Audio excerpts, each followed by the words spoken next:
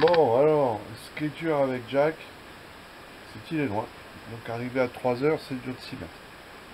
Là, il est 8h30. Hop, allez, Panda, on va s'y mettre. Alors déjà, petit café et les gaufres. Merci Florence. Bon. Alors, on va commencer. Je suis en cadeau une super plaque de cuivre. J'ai envie de la mettre là. Pas mal, non? Allez, à suivre. On y va. Hop, hop, hop. Au boulot. Alors, message personnel à l'intention des filles. La première que je vois donner la moindre mouillette à une mouette, pas facile à dire ça. Je lui demande de venir s'occuper de Jack quand je le trouve. C'est pas possible de voir ça. Bon, on passe un petit coup de serpent. Bon, donc là, ça va mieux. Tout propre. Alors maintenant, l'histoire, c'est qu'on va descendre le génois.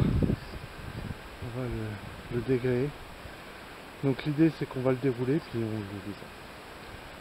Voilà, voilà. C'est parti. Et voilà.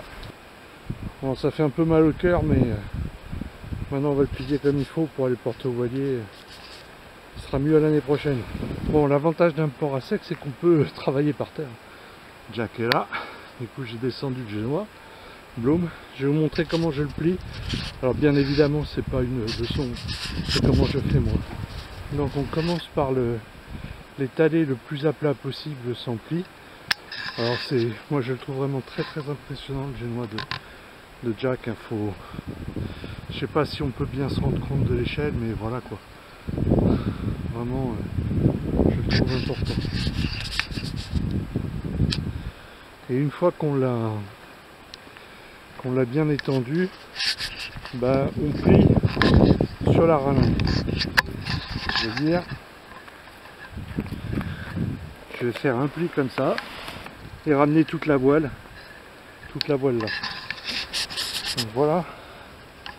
En fait, c'est le premier pli qui est le plus dur, parce que derrière, on va plier ça, ploup, ploup, ploup, ploup, ploup.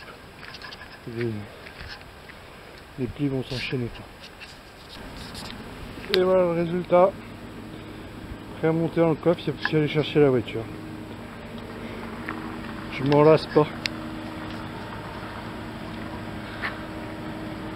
Je ne m'en lasse pas. Bon, Jack il doit très bien. Allez, bonne balade. Et voilà. Enveloppé, c'est pesé. À la GV même. Donc, une fois le lazy bag et on voit la GV parfaitement bien pliée, n'est-ce pas Julien? Et du coup maintenant on va démonter les riz, donc en faisant attention qu'ils ne rentrent pas dans la baume, n'est-ce pas Tristan?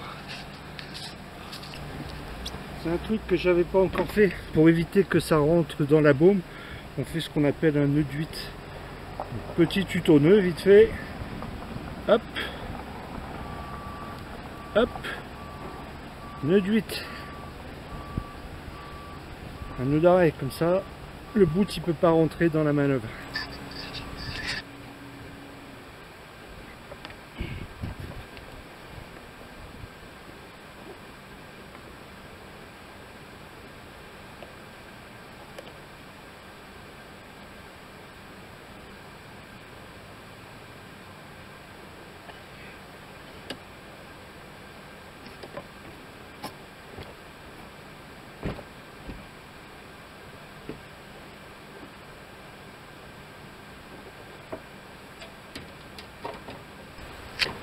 Et la dernière étape consiste à sortir les cavaliers de l'encoche.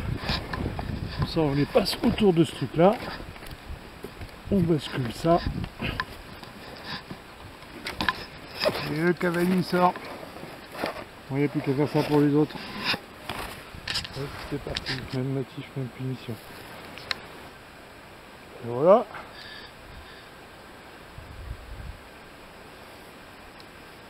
Donc maintenant on la roule. Et voilà. Et dans le coffre de la voiture. Et voilà. Bonne chose de faite. Je sais pas comment tu fais, Pauline, avec ton métier. Moi, à chaque fois que je travaille sur les voiles, je m'arrache les ongles. Putain, ça fait un mal de chien. Bref. Allez, direction le voilier. Bon. Donc maintenant, les voiles sont chez le voilier. Donc on va finir de démonter le easy bag. Là, j'ai des bouts qui passent là-haut dans une poulie. Et ces bouts là, j'ai pas envie qu'ils moisissent. Donc ce que je fais en fait, c'est que je vais mettre à la place ces tout petits là, en les sacrifiant ceux-là en fait. Voilà. Donc on va les remplacer pour pouvoir repasser sur la poulie après. Alors, on reprend le technique du sac poubelle. Cette année on va un peu plus loin. Comme j'ai un oiseau qui avait fait son nid dans la baume, j'ai carrément emmailloté la baume dedans. On verra ce que ça donne. Allez, on est parti pour rincer le moteur. Donc comme l'année dernière, hein, on démonte la conduite d'arrivée d'eau. On met ça dans un seau. Alors cette année, j'ai directement un tuyau avec un robinet au bout. On va voir ce que ça va donner. C'est parti. En fait, je suis vraiment épaté de l'aspiration du moteur. Parce que ça aspire pratiquement au débit maxi du G. Je trouve ça un peu impressionnant.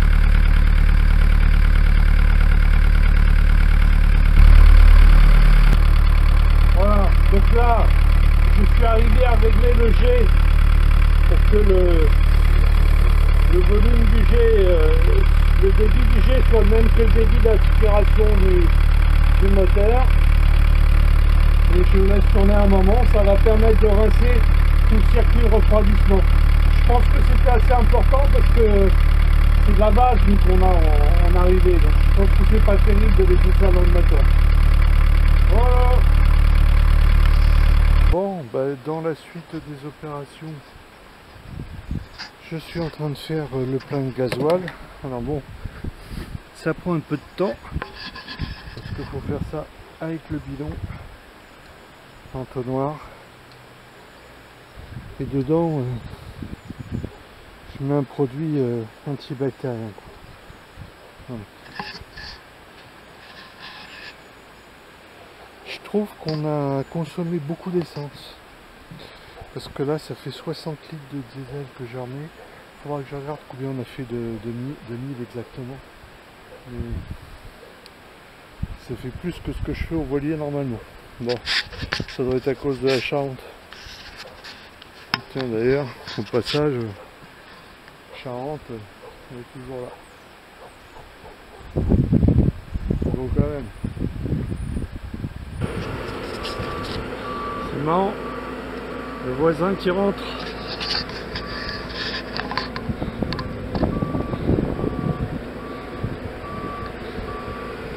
C'est pas la même que sur...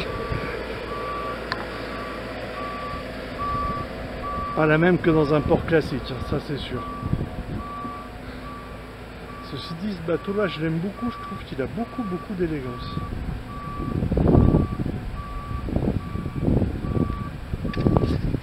Bon allez Antoine, rate pas de crème. Bon.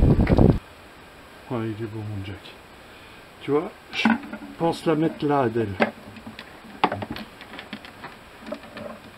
Je pense mettre la plaque quelque part par là. Parce que la table à cartes, c'est vraiment ma place. Du coup, je la vois bien là.